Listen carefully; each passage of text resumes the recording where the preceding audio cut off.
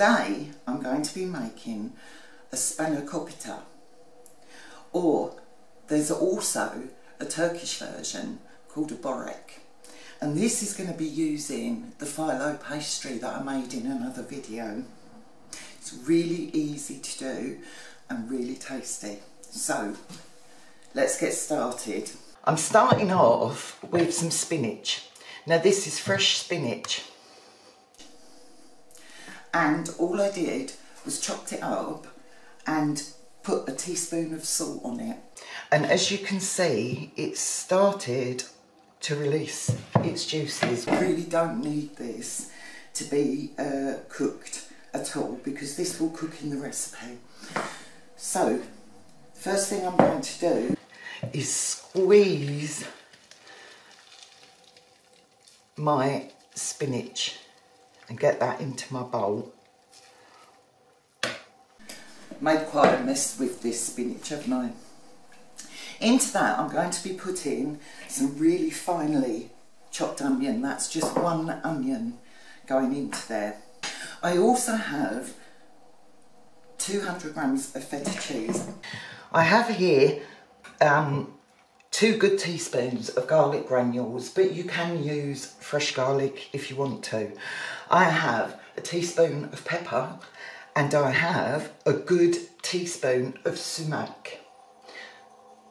The sumac is optional, and all I'm going to do is get this all mixed together.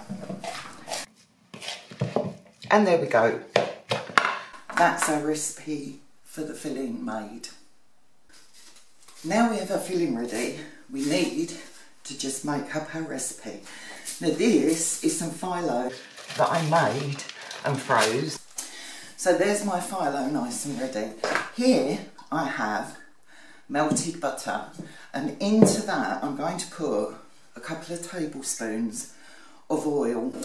I've got a pan here because I'm going to make some small versions of this, and I've got a large pan there. So the first thing I'm going to do is take a piece of my Phyllo, which is looking wonderful. I took this out of the freezer last night, and look, it has defrosted beautifully. So all I'm going to do is fold up a part of the Phyllo, and then I'm just going to dab it with butter. Don't overdo the butter on this, it really doesn't need it. If you're using shop bought, might be a different case. So, taking my filling, I'm just going to make a little line of filling. This is so easy to do, it really is.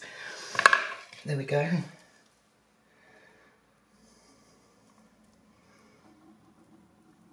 Then it's just a matter of rolling this up.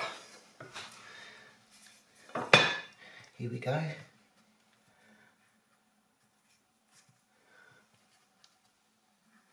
Just make it into a big sausage.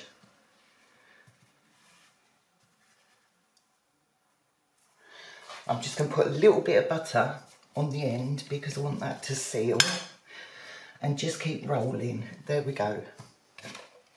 Now you can make small versions of this, and literally all you need to do is roll this into a spiral like that. I'm going to put a little bit of butter here and pop it onto my tray.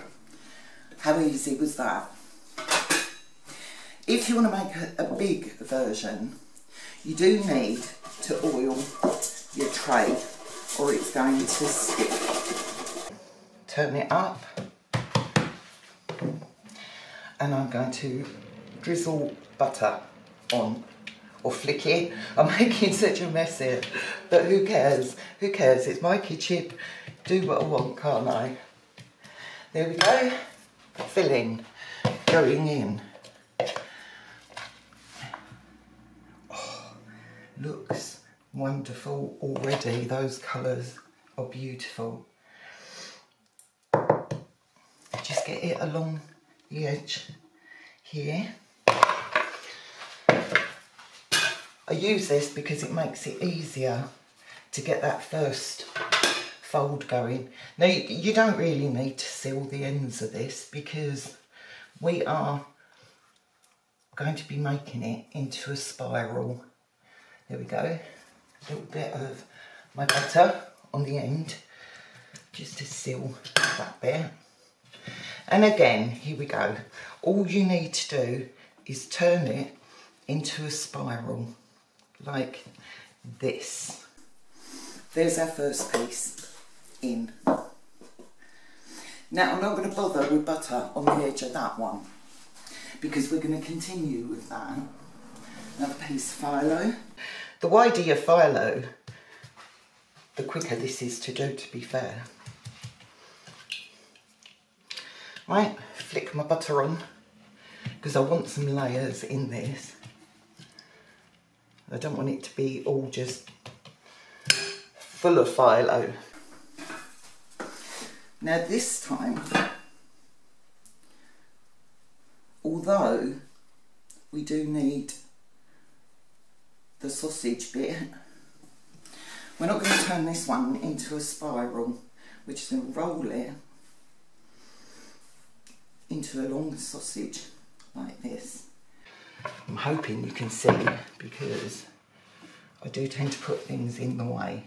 There we go. So we now have a very long sausage. Going to bring this forward, pick it up, and I'm going to join the two edges there together and then just carry on spiralling that round. You continue like that until your tin's filled. I made so much mess there, didn't I? Okay, so out of the recipe, filling ingredients, I got a large and 3 smaller ones. And my phyllo dough recipe is plenty to do this. Now all I'm going to do is just use a little bit of the mix, butter and oil, on the top of this. And then this is going in the oven for around 20 minutes, 25 minutes. I'm then going to take it out because we're going to make an egg mix to go on this. So I'm going to place this in my oven for 25 minutes and I'll be back to show you it. Well, as you can see, my pies have sort of reached the halfway stage for cooking. So now all I'm going to do is, using my egg mix, is give them, make sure I've coated all of the top of this first. There we go. Lovely. So I know I've coated the top of this. Then I'm going to pour my egg mix onto my pie. And then I'm going to sprinkle some sesame seeds over the top of here. And just for a little bit of interest, I'm going to put some Nigella on there as well. I've just got that absolutely everywhere. Now I'm going to pop this back in the oven on 180 for 25 minutes until it's golden brown and the liquid is all dried up. Well, I've got to tell you, my kitchen smells fantastic. And I have my small pies are perfectly cooked here and very crunchy, beautiful. Here is my big pie. Look at this. Totally delicious and I can't wait. Full of that beautiful feta cheese and the spinach and the onions and the seasonings. This is really hot. This has just come out of the oven.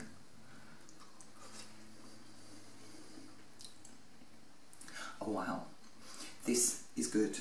Now, I love these small ones. I love these. And they would look great on a buffet table.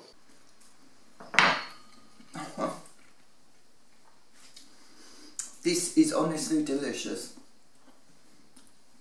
So cheap to make as well.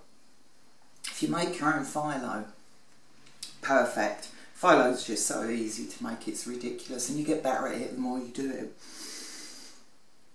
But this is so cheap. Little pack of feta, 1 onion and spinach. This is just such an easy recipe and so impressive. Well, if you liked what you saw, please like, share and subscribe to see me making more delicious, cost-effective food. Thank you for watching.